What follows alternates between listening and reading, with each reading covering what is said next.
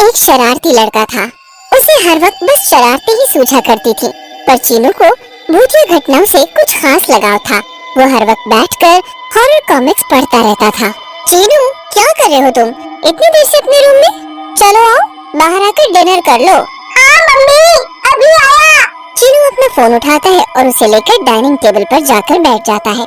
चीनू, ये क्या हर वक्त तो बस अपने फोन में लगा रहता है? पहले ठीक से डिनर तो कर ले बेटा। हाँ मम्मी, बस मैं कुछ हॉरर वीडियोस देख रहा था। मैं वीडियोस देखते हुए डिनर कर लूंगा, डोंट वरी।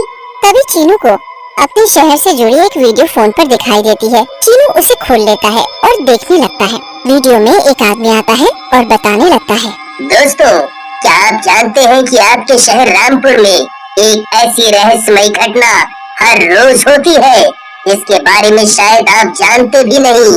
आज हम आपको बताने वाले हैं एक बेहद रहस्यमय बस के बारे में। जी हाँ दोस्तों, सही सुना आपने। ये बस हर रोज शहर के मेन बस स्टॉप पर रात के ठीक 3 बजे आती है। माना जाता है कि ये बस आपको आत्माओं की दुनिया तक ले जाती है और फिर वहाँ से जिंदा वापस आना आपके बस में नहीं। तभी मम्मी चीनू से इसका फोन छीन लेती है। चीनू, क्या तू ये हर वक्त ऐसी ऊट पटांग चीजें देखा करता रहता है? ये भूत वगैरह कुछ भी नहीं होता।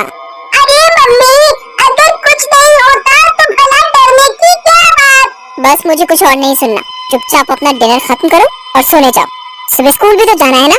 तभी चीनू के पड़ोस में ही रहने वाला उसका बेस्ट फ्रेंड राजू चीनू से मिलने आता है। क्या हुआ आंटी, अब क्या किया चीनू ने?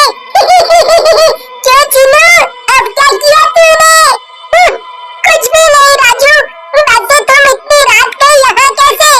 हाँ चीनू, वो मैं तुझसे अपनी मैथ्स की कॉपी लेने आया था कल स्कूल के लिए। ओह वो, हाँ वो मेरे रूम में है। आओ मैं तुम्हें दे दूँ। राजू, मेरे पास एक प्लान है। क्या?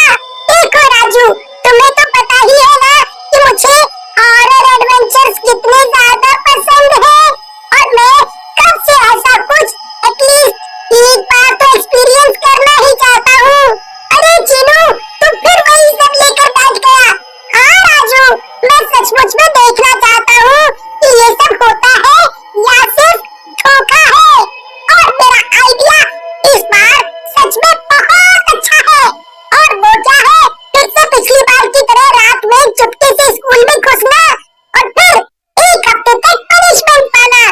देख चीनू, इस बार मैं तेरा साथ बिल्कुल नहीं दूंगा। अरे नहीं राजू, तूने उस रहस्यमयी बस के बारे में सुना है ना?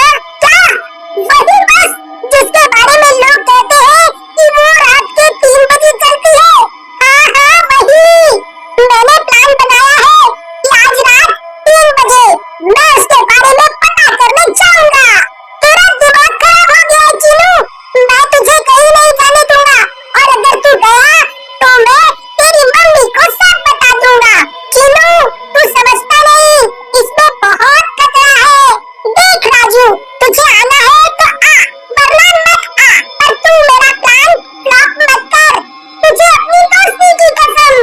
कसम सुनकर चीनू चुप हो जाता है और गुस्से में अपने घर चला जाता है। थोड़ी ही देर में चीनू के घर पर सब सो जाते हैं और चीनू 3 बजने का इंतजार करने लगता है।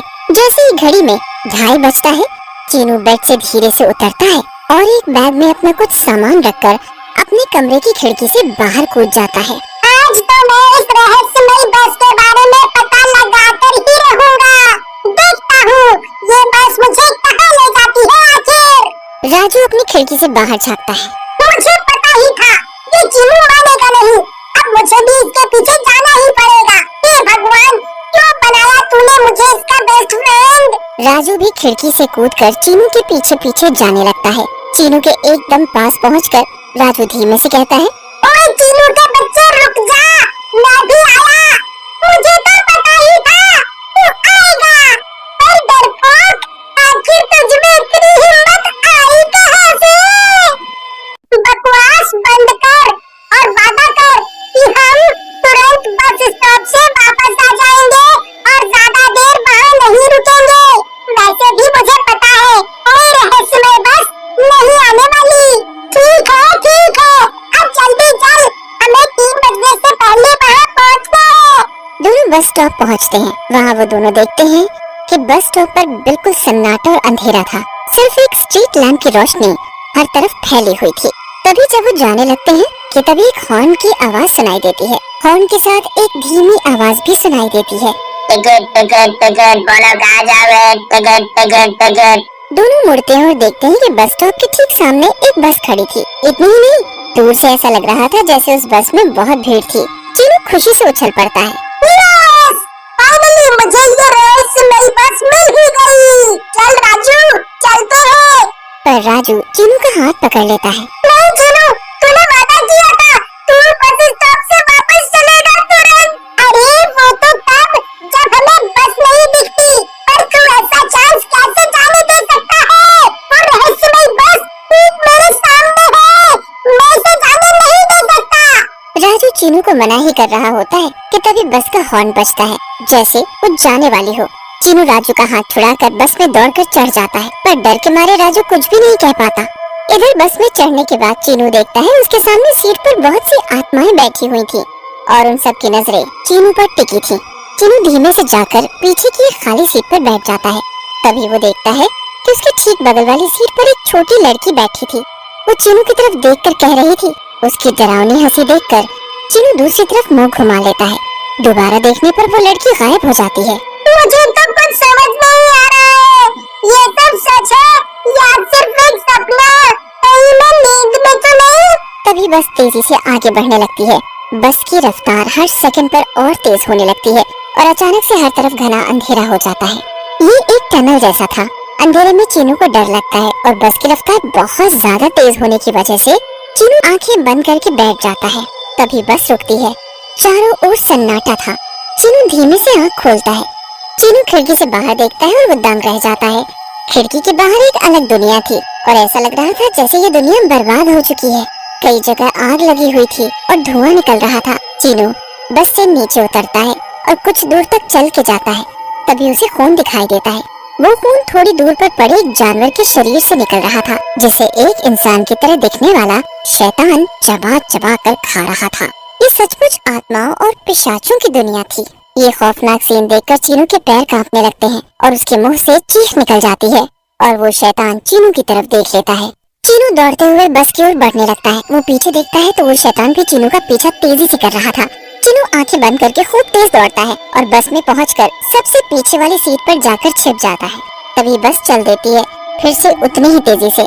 फिर से एक बार टनल आती है और कुछ देर में बस रुक जाती है।